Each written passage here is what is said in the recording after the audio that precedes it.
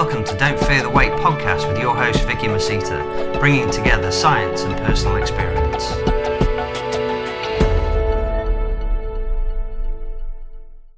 Hi guys, welcome back to the next episode of Don't Fear the Weight with me, your tiny titan host, sweating my bag off, I have to say. Not the most attractive, but you know, it is a beautiful day and we might as well find the happy in this lockdown situation that we are still currently in. So I do not have a side-by-side guest today. However, I do have somebody sitting next to me on the screen, which is really exciting. And it is a bit of a legend actually today from what I've heard on the grapevine, Mr. Delroy McQueen. Delroy, how are you, man? Yeah, I'm good, thanks. I just settled into this lockdown, so everything's been good so far. It's a bit of a crazy situation, isn't it? How are you finding it? Because obviously you're a big, strong powerlifter. So have you got your own gym that you can carry on shoving the weights with, or? I've got access to equipment, but I haven't done any training since the lockdown started, to be honest. I thought I'd give my body a bit of a break from training and let a few sort of niggles, injuries heal. So I'll come back into it fresh. But if it gets to the stage where you're getting towards the end of June, beginning of July, and if we're still locked down, then I'll probably look at training at home. Yeah, absolutely. How have you managed to actually settle into that then? Because obviously I know quite a lot of your strongmen and your powerlifters who are starting to really mentally get fatigued with not training. I mean, not just yours, obviously, but everybody, as you can imagine. To be honest, I found it quite easy, to be honest. I got to the stage where I think my body just needed a break and needed a rest. Like I needed a break sort of physically and mentally from training. Yeah. So it's not the best thing to happen, but I think it come at a pretty good time for me. So yeah. I think the break would do me a lot of good and just help me sort of refocus on training a lot more as well. Yeah. Have you managed to find something to fill your time with? So the time that you would normally be training? Yeah, Netflix. I've been doing like reading up on a few different things as well. So it's just given me an opportunity to sort of catch up on all the ebooks I've purchased, and I haven't really got around to reading. So just really sort of been doing some work with those. That's it. Work and training, it just kind of takes over your life, and then all of a sudden it's like, oh, look at all these jobs that I need to do in the house. I need to get those done. Pretty much I've done a few of those as well. I've decorated my hallway and the bathroom, so I've finally got around to it. Always nice. So just in case people do not know who you are then, Del, do you just want to give us a bit of a brief overview about who you are and where you've come from and all the rest of it? Yeah, so my lifting career started nearly 30 years ago. I started out as an Olympic weightlifter. Oh. I've competed in Olympic weightlifting through till I was about 28, 29 years old. And bear in mind, I started when I was 15. Oh. During that time, I won British championships at pretty much all the age groups, apart from schoolboys. I was British men champion, well, I couldn't tell you how many times, but I won it quite a few times. And I won the Commonwealth Games in Manchester in 2002, where I set Commonwealth Games records and I won 3 golds there. Then it sort of come around to Olympic year 2004, where my plan was to qualify for the Olympic Games. And that just didn't come about. The structure wasn't a really solid structure they put in place. So I travelled to the Ukraine, and I thought whoever's going to get the highest score, like Wilkes score, the equivalent in weightlifting, will go to the Olympic Games, because Great Britain only had 1 place. So I trained to do that, and I thought I was in a good position to do that as well. Then I arrived in the Ukraine, and they said, oh, whoever places highest in Europe will go to the Olympic Games. And someone competed like 2 days before in let's say a very fortunate weight class where not a lot of best lifters turn up, and there's quite a lot of lifters bomb and that sort of thing. So he finished in the top 8. In my class was like probably one of the toughest class at under 105 kilos. Yeah. And there was about 45 lifters in the class, and I managed to make top 15. But to be honest, before the competition, my heart weren't in it. So I didn't really lift to the best of my ability that day, because it just wasn't in me to do it that day. What a shame. So everything happens for a reason, so that's it, exactly. You've got to look for the positives out of everything, don't you? It's like we were just talking about this lockdown. You've managed to do your hallway, so positive. It wasn't going to happen any other way. No, exactly right. Okay, so transpiring on from there, then you then decided to switch your lifting career, is that right? Yeah, pretty much. A lot of my time around weightlifting, I always trained around powerlifters. Mm-hmm. And I was in the gym just after the sort of 2004 Olympics, and the British powerlifting champion at the time in my sort of weight class was training. And someone asked the question, what would happen if you lift against him? And I thought, that's quite an interesting one. Let's find out. So I've done my research online, looked up the rules in that particular federation, what equipment I needed to buy to actually compete at that sort of level, because there was only equip lifting then and no raw lifting at all. Oh, right. And then started things from there. Right, okay. So then that obviously turned you into this most epic powerlifter that people look up to and bow down to. It's taken time to do that. It's quite a big transition from weightlifting to powerlifting, because the techniques are very, very different. Sure. And the demands on the body are very different as well. So it took a little bit of time to adapt to that. And so from probably about 2004 through to 2010, I only competed in the equipped powerlifting, because there's no raw lifting at all then. And then about 2012, I came back to lifting and started lifting raw from then. Right, okay.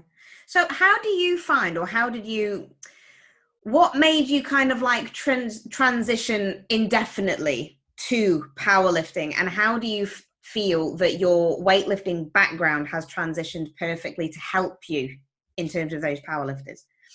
Well, when it was powerlifting, I only had like 2 short-term goals, and one was to do a 400-kilo squat.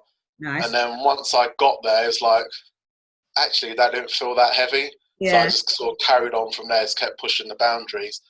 And with weightlifting, because I competed for so long, it wasn't my time to sort of not compete at all. So it was almost like to initially fill that gap, and then it filled the gap, and I just kept going and going from there. And it just become a part of my life, really, that I never stopped. Yeah. Did you find that in the first transition, I think it's quite interesting, really, because obviously looking at Olympic lifts, there's a lot of skill involved with that. And there's certain timings that you've got to do in order to get under the bar, and rather, working on velocity, speed and power and that kind of thing. Did you find it really difficult to actually go from that to a much more methodical, slower movement? Not really. My speed attribute, at that sort of particular time, you had West Side Barbell were big into powerlifting, and a big aspect of the training was speed. Right. So for me, when I started looking into powerlifting, I had all that sort of speed already. So it wasn't one area I really had to practice, because that was always with me. So my time was like learning how to use the equipment. The techniques were very extreme different. So if I went from sort of weightlifting to raw lifting now, the technical gap will be quite an easy one to bridge. Sure. But from going from Olympic lifting to multiply equipped lifting is a lot more difficult.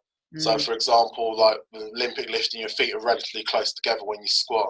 Multiply lifting, you take quite an extremely wide stance. Yeah. So they're complete opposites, really. So in terms of sport, I think they're just 2 very, very different sports. The only similarities you've got is basically you're lifting a barbell. But apart from that, everything else is pretty much different. Oh, right. Cool. No, that's interesting. So let's get on to some of the stuff that you actually do then for a living, because you are, of course, a coach, and you coach some highly elite level people out there. So I wanted to really get into the realms of like, what makes an athlete? What makes an athlete for you?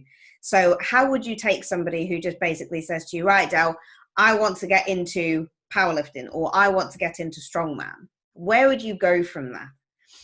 It depends on the person, because a lot of people do it for very different reasons, and it depends on what their reasons they're doing. If they're doing it for themselves, then you just you break them in gently, you get them to learn the technique and take their time and almost sort of pay their dues as they go through the sport.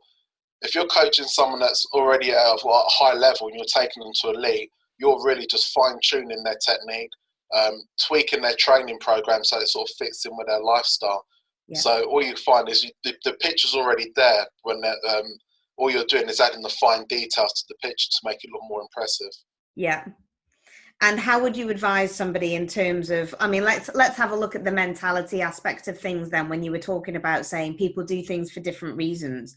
Why is it then, having a look at your background, why did you start doing it at 15 years old? That was just pot luck, to be honest. I was in PE, and basically we had to choose options for that term, and one of the options was weightlifting. In PE in London, it was football, more football. So I thought, I'll do something different. I'll try some weightlifting.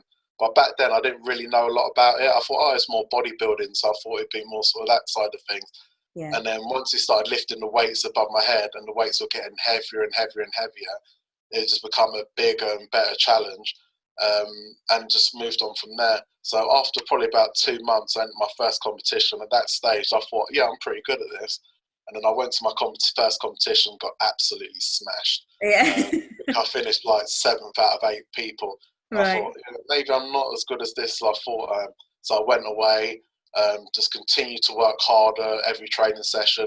And every competition I went to after that, I went one place higher, beating the people that beat me in the previous competition, till I eventually went and beat the person who won that competition.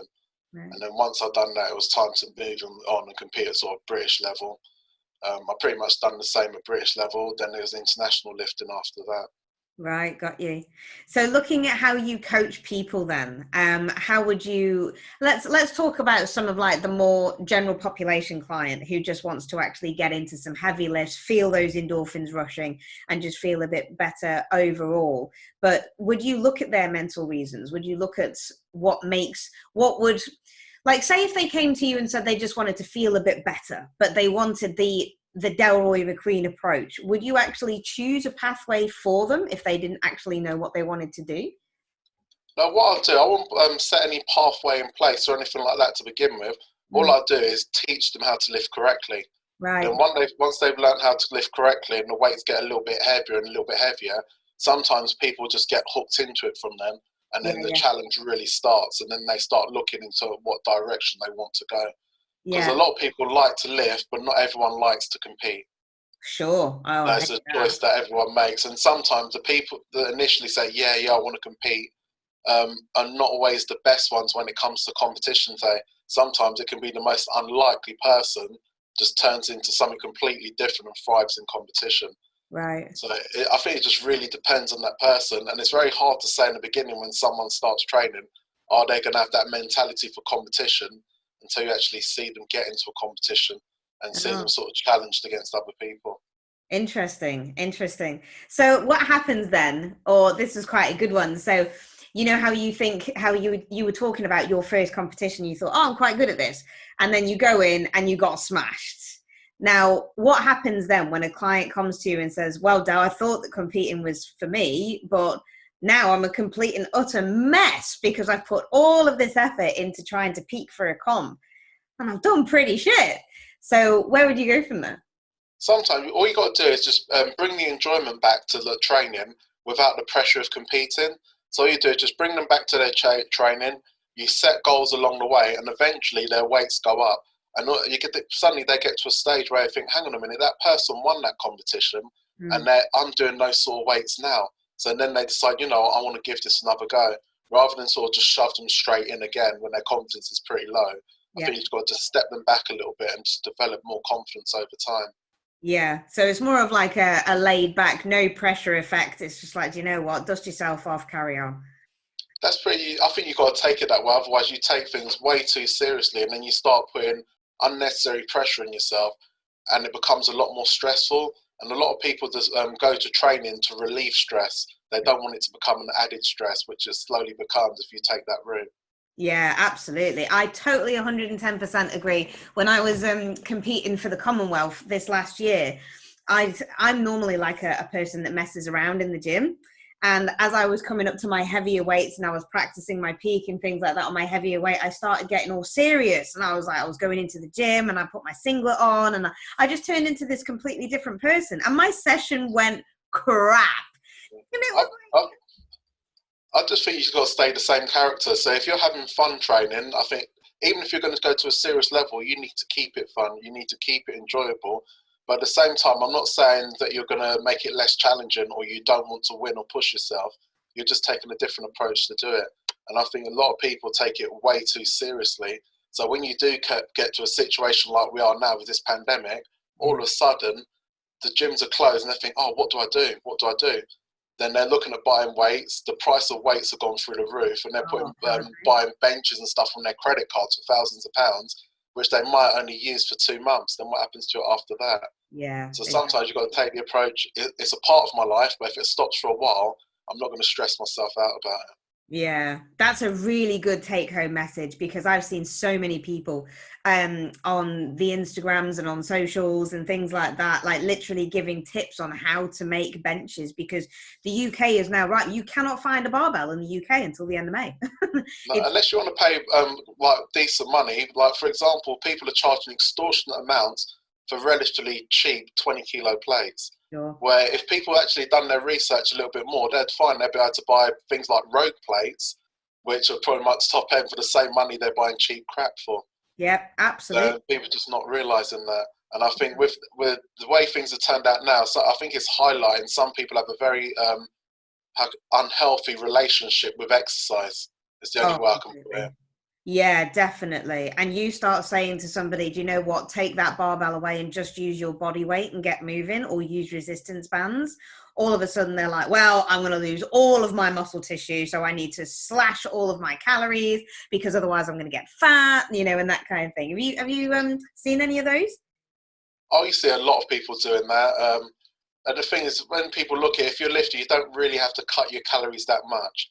But then you find a lot of people when they train, they overeat anyway. And I think a lot of the problem comes from that. So as soon as you overeat with your training, then you can kind of get away with it a little bit. When that's been taken away and you continue to overeat, then you've got a problem.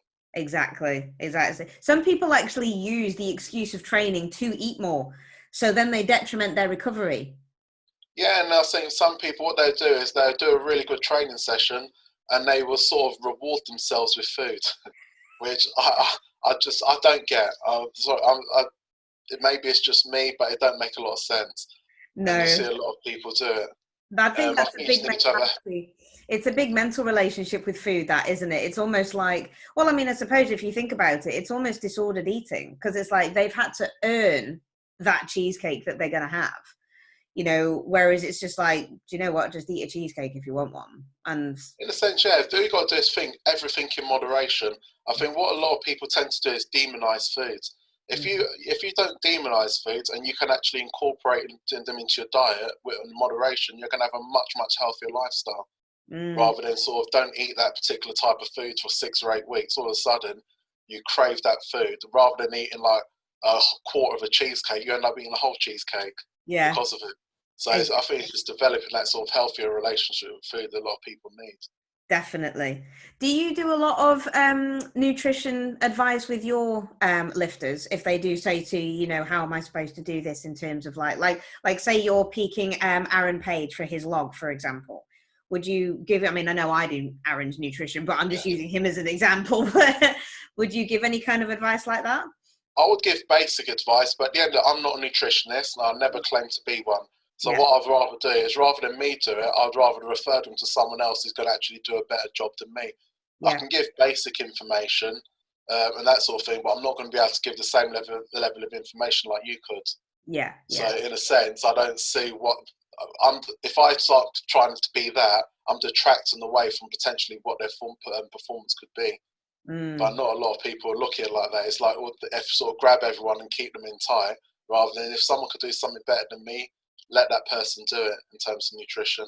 Absolutely. Do you know what? You make me so happy when you do these kind of things, and it really does weed out good coaches from other ones. I'm not going to say bad. I'm just going to say other coaches, because it is about staying in your lane at the end of the day, isn't it? It's like if somebody came to me for strongman programming, I'd be like, no, do you know what? Not a clue. Go to Del. I'll do your food for you, but you can go to Del, or you can go to Aaron, or you can go to this person, or what have you. Because there's so many people out there who are so good at what they do in their niche capacity. But if you want to be a jack of all trades, you can kind of mess some people up. Oh, without a doubt. And you put yourself in some very compromising positions, and also you put your clients in compromising positions as well. Yeah. Where you're going to detract from their performance rather than your job is actually to help their performance. Exactly. So let's have a look at your nutrition, just because I'm just interested in it, that's all. So it's more of a selfish kind of point of view. Has your nutrition changed from training to lockdown training or non-training? Yeah, it's not something I've really planned out. A lot of it with me is like it's one of those things. I've got so much experience and done these things over time. It's one of those sort of things that happen. So without me actually thinking about it, my calories have been cut down. because Sure. I'm eating less because I'm not training. It's not something I'm deliberately doing, but it's something that's just happened, and my body weight's pretty much stayed the same. Right. And I haven't trained for like over 5 weeks. Wow. Over 5 weeks. Oh, you're going to lose all of that muscle, man. All of that strength. Yeah, what you got to bear in mind is like the difference between me and the other people. I've trained for nearly 30 years. Sure. So if I have like 6, 8 or 12 weeks off training, I'm not really going to lose 30 years worth of work in that 12-week period. No. To be perfectly honest, you'll probably come back stronger anyway. Yeah, so I give my body a chance to heal. My CNS refresh when I go back into training. Yeah. A lot of the little niggling injuries that holding me back before will be gone. So I'll be able to sort of move forward. Okay, granted, the weight's going to feel really heavy for the first couple of weeks, but that doesn't bother me at all because I know the direction I'm going to travel in to get to my top end lifts. Absolutely. So as you've been saying, you've been training for 30 years. Let's talk about how you have managed to stay in the game for such a long time. Over time, you have to evolve. So you can't just stick with one way of training. And if your body's breaking down, if your body's breaking down, a particular style of training you're using, it's breaking down for a reason. So sometimes you've got to adapt the training you go through. So you listen to your body as well. So if I, for example, walked into the gym this morning and I had to plan to lift max deadlifts, I know whether things are going to go well from like lifting like 70 kilos in my warm up. Yeah. And you can actually feel where, if I feel it's not going to go well, I think, I'm just going to go home, rest for a day or two, and I'll go back and do it then. Yeah. Whereas earlier in my career, I wouldn't have done something like that, and just be a lot smarter about the sort of options I'll take. So, for example, if I was peaking to a competition and I missed my last heavy training session before a competition, that last heavy training session is not going to make me stronger. It might help with my confidence to think, yeah, I can still lift that weight, but it's not going to make me stronger. So if I miss one session like that, is it really going to hurt when I get to competition? So it's knowing all of those little things make a big difference when you get to the end.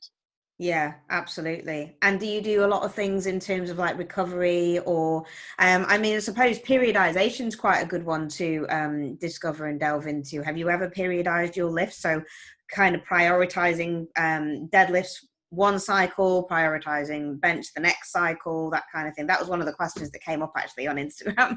Yeah, that happens quite a lot. But when I prioritize my lifts, I don't extremely prioritize them. Sometimes if I prioritize my deadlift, it'd be very, very easy to overtrain. Sure. And also my squat complements my deadlift. Yeah. So I just change the balance of my training a little bit rather than overemphasize one point. So for example, if I'm training for like I did earlier in the year, tattooed and strong, I'll start cutting my squat volume down. Just so basically it's a better recovery tool. If I cut that volume down, I know my body's going to recover a lot better for my deadlift training sessions. Yeah. So I'm just doing a smarter way like that rather than actually deadlifting more, because that's where it becomes a lot more detrimental. Yeah, absolutely. That's a good one. Talking about the crossover, I did have another question on Instagram, and that one is, do you hip thrust? And hip thrust, yeah. Yeah. Do you hip thrust? And if not, why not? Yeah, I think hip thrust, I normally do a lot of hip thrust. What I do in my accessory exercises depends on what part of training I'm in. So if I'm doing the last sort of 4 or 5 weeks into competition peaking, I'll take certain exercises out, basically as fatigue management. But yeah, I do quite a lot of hip thrusts as part of my training. And what do you find that they complement the most? Your deadlift or your squat? Both really, different parts of the lift. So for example, on the deadlift, the hip thrusts are a very, very powerful tool to increase your lockout. Yeah. The thing is, when it comes to lockout strength on the deadlift, a lot of people always go to things like rack pulls and that sort of thing, where they just lift heavier weights but just do it badly. They're not really addressing their specific weaknesses. And specific weakness normally in your lockout is your glutes. Yeah. So and hip thrusts work those really, really well. Yeah, definitely. I find it's a very useful exercise. A lot of big guys don't like doing them. They call them a girly movement. Hey, if you look at Zadruna Savikas, he does hip thrust. Yeah. Brian Shaw, all those guys do hip thrust. And I bet the guys that are calling it a girly movement are probably the ones got back problems. Exactly. Touch wood, I've never had a back problem. God, that's really good, isn't it? That is a good thing. So yeah, they are, guys. Do your hip thrusts. Maybe Brett Contreras was right over all those years. No, so bringing an addition like a simple exercise like that, if you've never done them before, I think they'll be quite surprised at the difference they can make. Definitely. Okay, so another question on here. Do you ever use velocity-based training? Yep, I do some velocity-based training. Normally, if I'm doing like dynamic effort work or speed training, I'll measure the velocity there. Or with some of my athletes that I train, I use velocity training with them. I think it's a very useful tool. And in terms of what you use to measure velocity, to a point, as long as you use the same tool all the time, and that's the only tool you compare it to, I don't think it really matters. You can buy like very expensive velocity tools to make it a lot more accurate. But you need, if you're going to use one, you need to have access to it every training session. You can't just mix one session. I'm going to use bar sense, and the next session I'm going to use beast sensor. Yeah. Whatever one you use, you have to stick to it. So yeah, I think it's a very useful tool. So for example, in terms of monitoring improvement, if you'd had someone who's got a 3 rep max deadlift and they moved every rep, say 0.6 meters per second, and then like 6 weeks later they're moving every rep 0.65 meters per second, there's an improvement. So in a sense, that's another way to measure improvement. So you've got another PB there rather than just increasing the weight on the bar.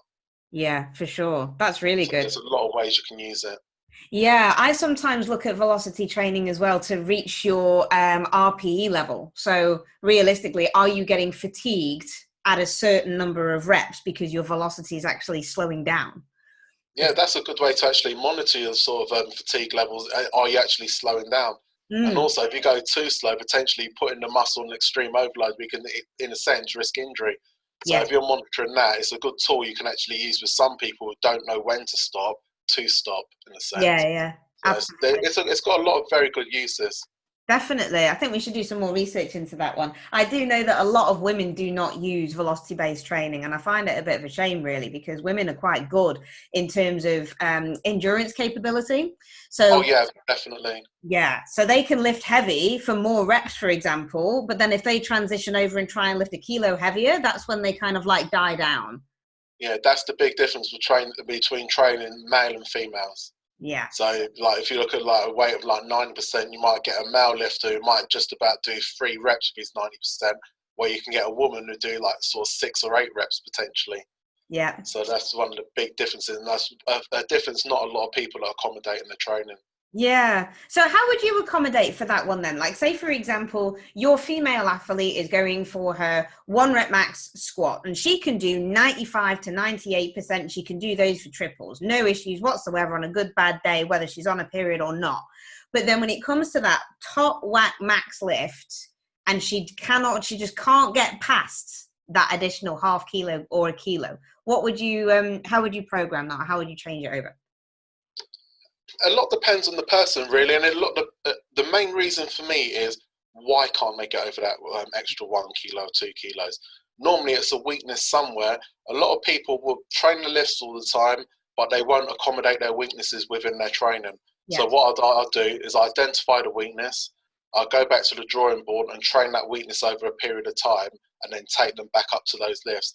And 9 times out of 10, that normally works. Right. Do you think that with women, they get scared of a number? Initially, yes, they do. Sometimes they get a number fixed in their head. And what I do, if I'm doing a one-to-one coaching session, what I tend to do is basically, all they do is focus on lifting. I will load the bar, I'll put whatever weight on the bar, say, right, you can do X amount of reps with this. Once they've performed those X amount of reps, then once they finish, they oh, that felt pretty heavy. And all of a sudden, I was like, yeah, it's going to feel heavy because that's the PB. Yeah. So I normally do it that way. And that way, slowly over time, they build a lot more confidence. And when weights do feel heavy, they'll say, right, it feels heavy. But you get to a certain point where everything just feels heavy. Sure. So once they know that, they're going to be a lot more confident lifting heavier. Yeah, so that's a really good tool. So I've done the exact same thing as well, doing it. I've put like bin bags over weights, so they haven't got a clue or try and calculate what's on the bar and things like that. So they just works amazing. Again, I think a lot of people, all they do is just get hung up with a number. Yeah. Where your body doesn't realise that number. Your body only identifies with stress and the load that you're putting under. Yeah, definitely. So sometimes it's just not worth having a look at a logbook, is it really? Sorry? Sometimes it's just not worth having a look at your logbook. No, it's definitely not. For example, with me, if I've got to do like a max deadlift and I was doing that tonight, not one stage of the day I would actually think about doing a max deadlift. The only time I become focused on that is when I step in the gym.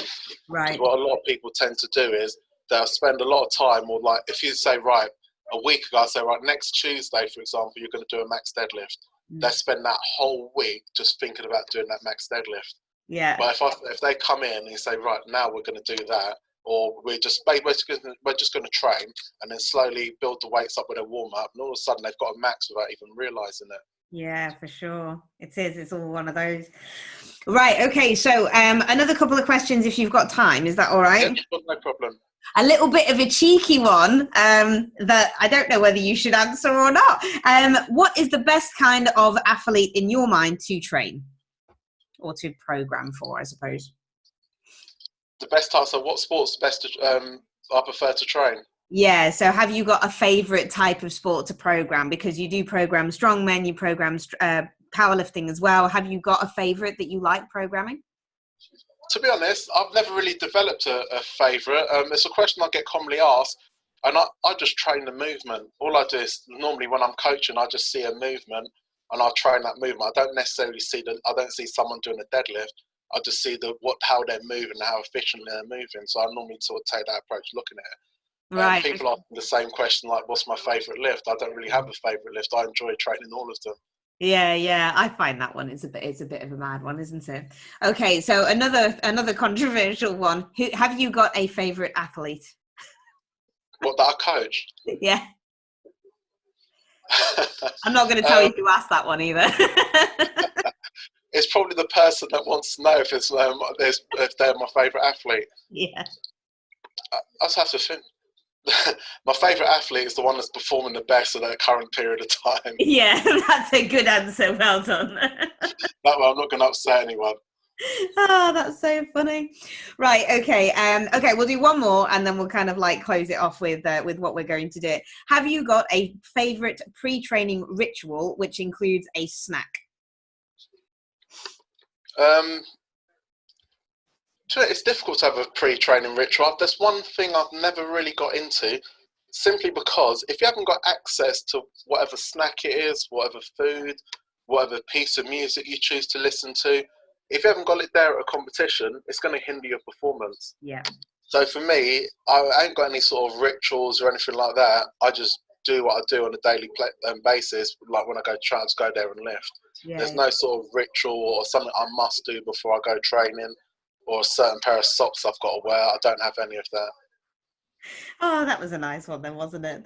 All right then. So we've obviously come to the end of the podcast now, Del. So I really want to appreciate your time. So thank you very, very much for that one. In terms of a closing statement, is there anything that you can give as an insight to knowledge for anybody out there? What would be the one piece of advice that you'd give to anybody, whether it be in lockdown or not? What can you give them to take away? If you're looking to reach a goal, take the advice from the people that have been there before you, simply because everyone's looking for a shortcut. The biggest shortcut is not to make mistakes. So if people have been to that goal before and they've made mistakes along the way and they can advise you how to not to make those mistakes, you're going to reach your goal a lot faster. Excellent. So there you are then, guys. He's taking the knowledge straight from the horse's mouth, which is absolutely excellent.